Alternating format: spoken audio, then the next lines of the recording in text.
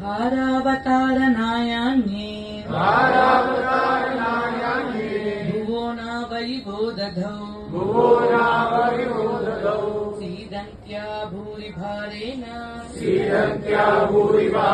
जातो ह्यात्मभुवार्थितः.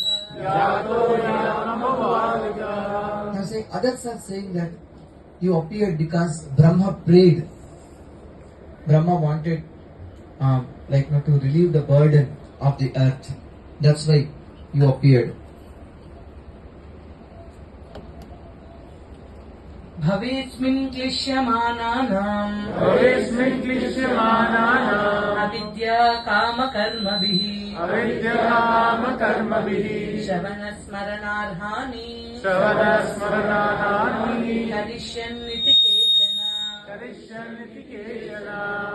Others are saying that you came to rejuvenate Shravanam, Kirtanam, Archanam, because conditioned souls suffering from material pangs might take advantage and they can get liberated. That's why you appear. Avidya kama karma bihi Shravana smaranarhani karishyanniti kechana. That's why you appear.